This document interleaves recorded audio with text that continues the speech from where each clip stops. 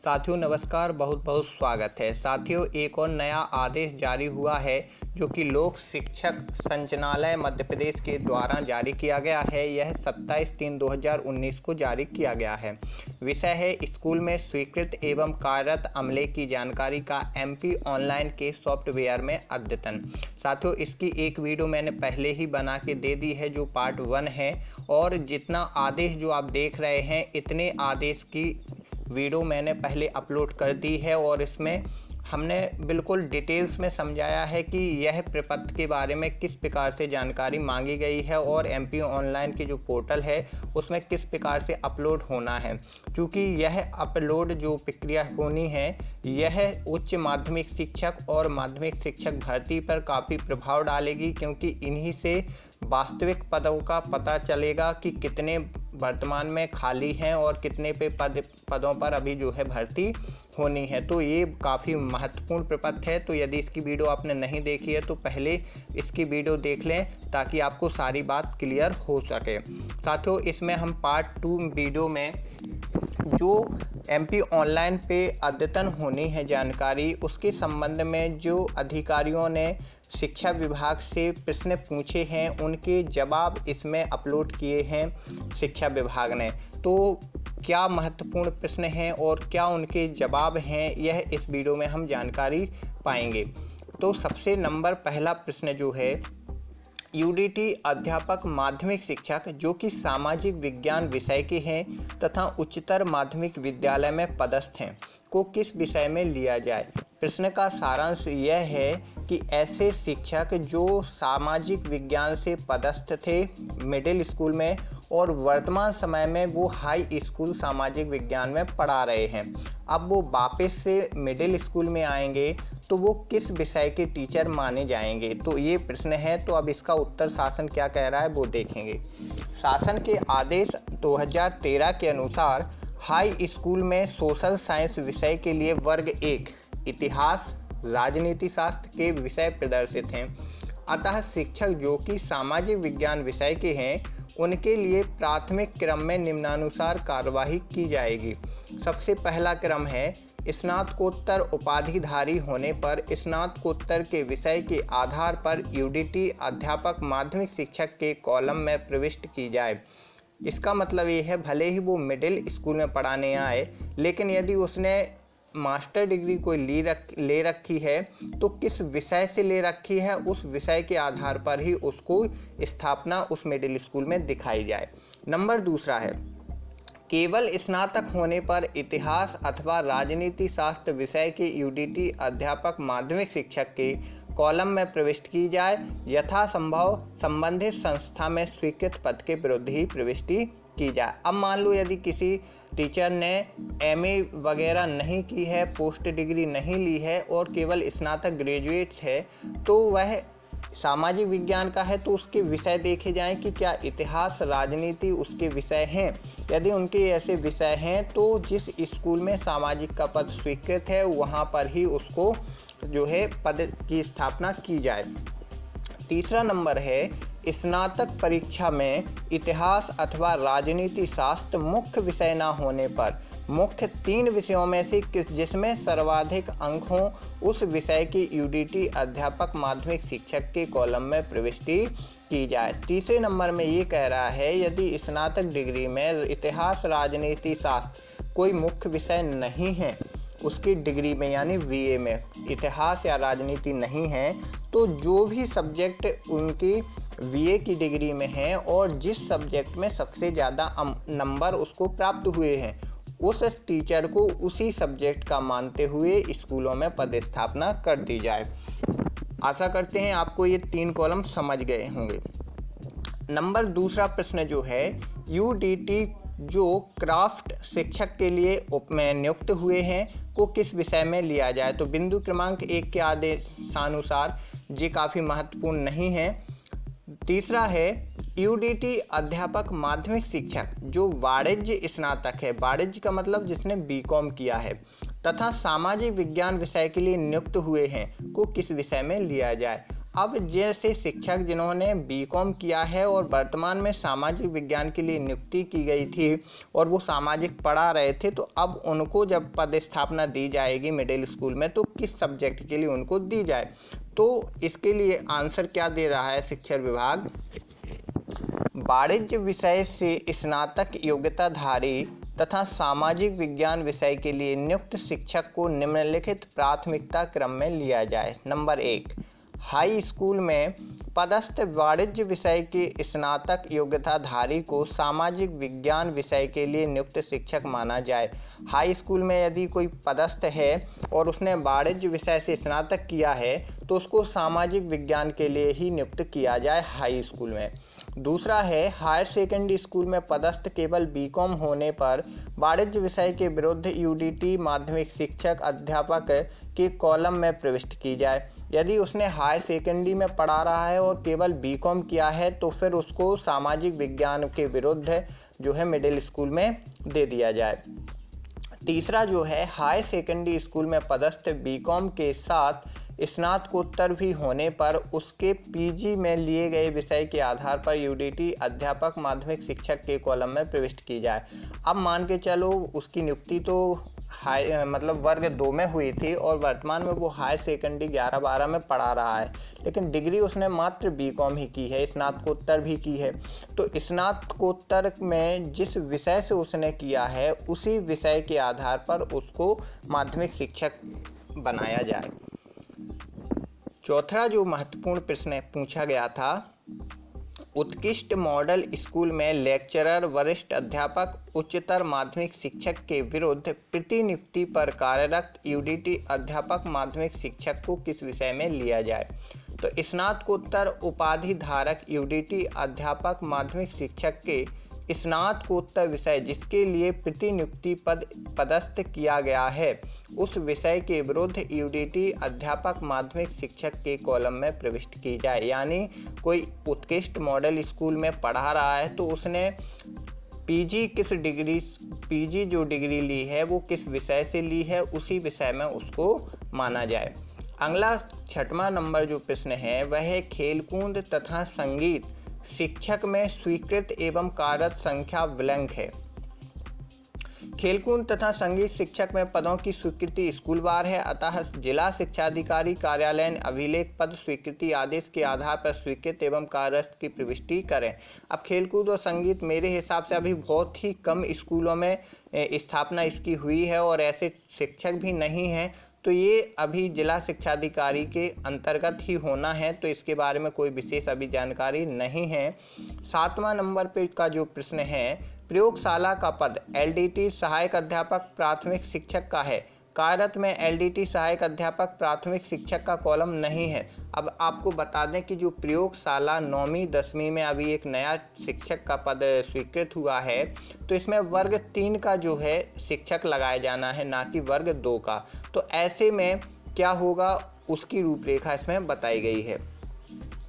8वें number का जो प्रश्न है, यदि किसी शिक्षक के नियुक्ति पदोन्नति आदेश में विषय नहीं लिखा हो तो किस विषय में प्रविष्टि की जाए। प्रश्न है, यदि किसी शिक्षक के नियुक्ति पदोन्नति आदेश में विषय नहीं लिखा हो, यानी उसको पदोन्नति दी गई है, नियुक्ति दी गई है, लेकिन स्पेशली ये नहीं कहा गया है कि किस विषय से आपकी नियुक्ति हुई है, तो उसको किस विषय में प्रविष्टि की जाए, यह काफ़ी महत्वपूर्ण है। तो इसमें उत्तर लिखते हैं, संबंधित की अंक सूची देखकर मुख्य विषय के आधार पर प्रविष्ट करें। यानी उसकी ग्रेजुएशन की आप मार्कशीट देख लीजिए और जिस मार्कशीट में उनके विषय हों और जिस विषय में सबसे ज़्यादा अंक हों, उन्हीं अंकों वाले विषय को आप संबंधित विषय में मान्यता देते हुए उसी विषय में प्रविष्टि कर दें। ऐसा जो है शिक्षा विभाग कह रहा है।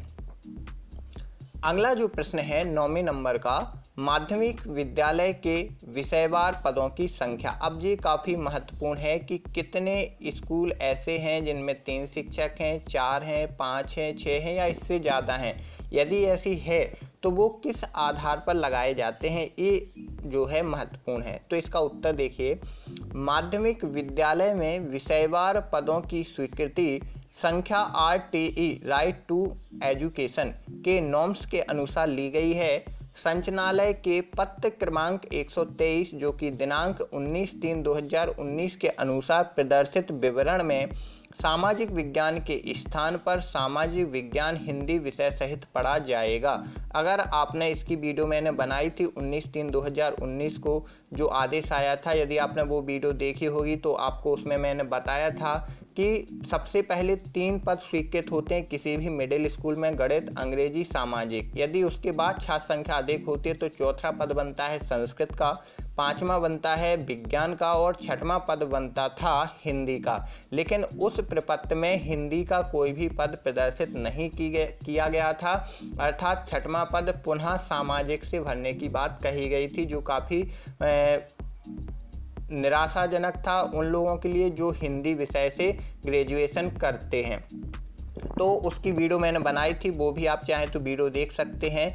आज उसका इसमें स्पेसिफाइड कर दिया गया है कि उनका क्या होना है। तो यहाँ पे आप देख सकते हैं, इस तालिका को देख सकते हैं, सामाजिक विज्ञान हिंदी विषय सहित पढ़ा जाएगा। तो ये काफ़ी महत्वपूर्ण है। अब आप ध्यान रखिए, पहला कॉलम नामांकन 6 से 8 तक और यूडीटी अध्यापक माध्यमिक शिक्षक, यानी यदि किसी स्कूल में 6 से 8 तक में कितने बच्चे पढ़ते हैं उस आधार पर कितने शिक्षक उसमें पढ़ाएंगे या स्वीकृत हैं पद, वो यहाँ पे दिखाया गया है। यदि किसी स्कूल में 6 से 8 तक की बात हो रही है, तीनों क्लासों को मिला करके टोटल 105 तक जाते हैं, कम से कम कितने भी हों, अधिकतम 105 तक हैं, तो वहाँ पे 3 शिक्षक जो है स्वीकृत होंगे, एक गणित, अंग्रेजी और सामाजिक विज्ञान। अब यहाँ जो सामाजिक विज्ञान है, चलिए बाद में बताते हैं। दूसरा है नामांकन यदि 105 से ऊपर जाता है और 140 तक रहता है तो वहाँ पे एक चौथा पद स्वीकृत हो जाएगा जो कि संस्कृत का होगा। यदि अब नामांकन 175 से ऊपर जाता है या 75 तक जाता है तो यहाँ पर जीव विज्ञान यानी 5वां पद स्वीकृत हो जाएगा। और दूसरा यदि 175 से ऊपर जाता है और 210 तक रहता है तो 6वां पद जो है पुनः सामाजिक विज्ञान का भरा जाएगा। लेकिन इसमें थोड़ा सा अंतर है, देखिए 3 नंबर पे सामाजिक का पद भरा जा रहा है और 6 नंबर पे भी सामाजिक का पद भरा जा रहा है, तो इसमें क्या अंतर है वो समझना जरूरी है। तो 3 नंबर का जो सामाजिक विज्ञान का पद भरा जाएगा वह ऐसे शिक्षकों से भरा जाएगा जिनके बीए में तीनों विषय सामाजिक के हों, यानी उनमें हिंदी नहीं हो, ऐसे शिक्षक को 3 नंबर के सामाजिक विज्ञान में भरा जाएगा। और 6 नंबर में सामाजिक विज्ञान में जो भरा जाएगा पद वो ऐसे शिक्षक से भरा जाएगा जिनके ग्रेजुएशन में 2 विषय तो सामाजिक के हों और 1 विषय हिंदी हो, यानी उसकी ग्रेजुएशन हिंदी विषय में होनी चाहिए, तब वह माना तो सामाजिक का जाएगा लेकिन हिंदी वह पढ़ाएगा। तो इस प्रकार से 6वां पद जो बनेगा वो हिंदी का ही कह सकते हैं, लेकिन वो सामाजिक के नाम से भरा जाएगा। बस इतनी सी बात इसमें है। तो अब ये हिंदी वालों के लिए भी सही है, लेकिन इसमें एक थोड़ी सी दिक्कत उन लोगों के लिए हो गई है जो हिंदी से ग्रेजुएशन किए थे, तो वो हिंदी के लिए भी पात्र होते थे और सामाजिक विज्ञान के लिए भी पात्र होते थे, अर्थात उन्हें 2 विषय मिल जाते थे, हिंदी और सामाजिक। लेकिन अब इसमें क्लियर हो चुका है, सामाजिक में वही टीचर आएगा जिसके तीनों विषय सामाजिक के हों और हिंदी में वह टीचर आएगा जिसका हिंदी ही होगा, यानी उसको अब सामाजिक से बाहर कर दिया है, हिंदी वाला सिर्फ हिंदी ही पढ़ाएगा। तो नामांकन 210 से अधिक होने पर 1:35 के अनुपात में उक्त क्रम के अनुसार विषय लिया जाएगा। अब यदि 210 से ऊपर भी कोई छात्र संख्या जाती है तो फिर एक टीचर उसी क्रम में पहले गणित का, फिर अंग्रेजी का, फिर सामाजिक का, इसी क्रम में हर 35 बच्चे पर एक शिक्षक बढ़ता जाएगा। चलिए अब अगला है 10वां नंबर, कंपाइल जानकारी में प्रविष्टि करना। दोस्तों वीडियो थोड़ी सी लंबी हो रही है लेकिन काफ़ी महत्वपूर्ण है, तो इसको आप ज़रूर पूरा देखें। समस्त स्कूलों की एंट्री पूर्ण होने के पश्चात एमपी ऑनलाइन पोर्टल से वरिष्ठ के अनुसार प्रपत्र जनरेट होगा। प्रपत्र में मुख्य विवरण निम्नानुसार होगा। अब जो एमपी ऑनलाइन में जो दर्ज हो जाएगी ये संख्या, तो उसके बाद किस प्रकार से वैकेंट दिखाई जाएगी, उनकी जानकारी दिखाई जाएगी, ये कॉलम है। तो यहाँ पे आप देख सकते हैं डिस्ट्रिक्ट, आपका जिला, आपका स्कूल, हाई स्कूल में पदस्थ हैं या हाई सेकेंडरी स्कूल में पदस्थ हैं। पोस्ट टाइप, आप यूडीटी हैं या फिर लेक्चरार हैं। चौथा है सब्जेक्ट, आप किस विषय से पढ़ा रहे हैं। टोटल वैकेंस यानी टोटल सेंसन, यानी उस स्कूल में उस विषय के, जिस विषय के आप शिक्षक हैं, कितने पद स्वीकृत हैं। 6 नंबर पे वर्किंग, और उस विषय के कितने टीचर काम कर रहे हैं। वैकेंट, और फिर रिक्त पद कितने बचे हैं उस स्पेशल विषय के। उसके बाद जितने लोग शिक्षक कार्य कर रहे हैं, तो 8, 9, 10, 11 में उनकी कैटेगरी लिखना है कि किस कैटेगरी से कितने टीचर काम कर रहे हैं।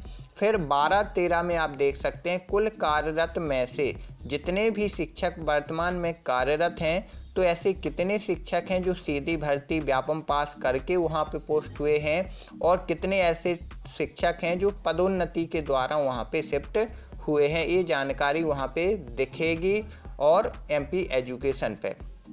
उसके बाद है क्रमांक 1 से 7 तक की प्रविष्टि की पोर्टल से भरी हुई कुल भरी कई प्राप्त होंगी। क्रमांक 8 से 13 की प्रविष्टि जिला शिक्षाधिकारी द्वारा की जाएगी। इसके अतिरिक्त परिशिष्ट 2 स्कूल वार स्वीकृत कार्यरत एवं रिक्त पदों की संख्यात्मक जानकारी का होगा, जिसे हस्ताक्षरित कर भेजा जाएगा। 11वां प्रश्न है सालावार कार्यरत की जानकारी हेतु पूर्व में जारी निर्देशों के अनुसार प्रत्येक विद्यालय की प्रविष्टि जानकारी का प्रिंटआउट निकाल कर उस पर प्राचार्य के अतिरिक्त जिला स्तर पर सत्यापन समिति के सदस्यों के हस्ताक्षर कराए जाएंगे। ये कोई ज़्यादा महत्वपूर्ण नहीं है, ये तो उनकी प्रक्रिया है कि ऐसे ऐसे होगा, तो फिर कौन वेरीफाइड करेगा। ठीक है, यहाँ पे अब माध्यमिक शिक्षक की जानकारी है, तो ये पूरी जानकारी इस कॉलम में आ जाएगी, जो कि हमने बताया था कि किस स्कूल में कितने पद स्वीकृत होंगे, कितने खाली रहेंगे। तो आप 5 नंबर में टोटल सैंक्शन, 6 नंबर पे कार्यरत और 7 नंबर पे वैकेंट, जी यहाँ पे आप हिंदी, इंग्लिश, संस्कृत 7 विषयों के बारे में जानकारी दी जा रही है। अब मिडिल स्कूल, अब यहाँ पे हाई स्कूल, हाई सेकेंडरी में आप देख सकते हैं। हाई स्कूल, हाई सेकेंडरी में भी आप हाई स्कूल मुख्यतः Hindi, English, Sanskrit, Urdu, math, biology और सोशल साइंस, इन सब्जेक्ट के कितने पद स्वीकृत हैं, कितने वर्तमान में काम कर रहे हैं और कितने पद रिक्त हैं, ये जानकारी मांगी गई है। अब यहाँ पे आप देख सकते हैं नीचे वाले में हाई सेकेंडरी स्कूल में, हाई सेकेंडरी स्कूल में कितने पद जो है साइंस सहायक अध्यापक विज्ञान के हैं, खेलकूद के हैं और संगीत शिक्षक के हैं। उसी प्रकार से कितने पद स्वीकृत हैं, कितने काम कर रहे हैं और कितने पद खाली हैं। अब देखिए यहाँ पे लेक्चरर, वरिष्ठ अध्यापक की बात हो रही है कि उच्चतर माध्यमिक शिक्षक की जानकारी। यहाँ पे आपको पता है कि बहुत सारे विषय होते हैं, लगभग 17 विषय होते हैं, तो सभी 17 विषयों की वही चीज़ पे उसी प्रकार से जानकारी मांगी गई है। 5 नंबर पे आप देख सकते हैं, जैसे हिंदी का कि टोटल सैंक्शन कितने हैं, वर्क कितने कर रहे हैं और खाली कितने हैं। फिर कुल कार्यरत में से कितने SC, ST, OBC जनरल हैं, और कुल कार्यरत में से कितने सीधी भर्ती से आए हो, कितने पदोन्नति से आए हैं। तो इस प्रकार से जो है high school, middle school, high secondary school सभी प्रकार से जो है जानकारी इसमें मांगी गई है, और इसी फॉर्मेट में जो है MP एजुकेशन पोर्टल पे, MP ऑनलाइन के सॉफ्टवेयर पे अपलोड की जानी है। आशा करते हैं वीडियो आपको समझ में आई होगी। यदि वीडियो समझ में आई है तो दोस्तों को शेयर करें और जानकारी उनको भी देने की कोशिश करें कि किस प्रकार से जो है शिक्षकों की भर्ती पे असर पड़ेगी। ये MP ऑनलाइन सॉफ्टवेयर पे जो अद्यतन हो रही है जानकारी इसका। धन्यवाद।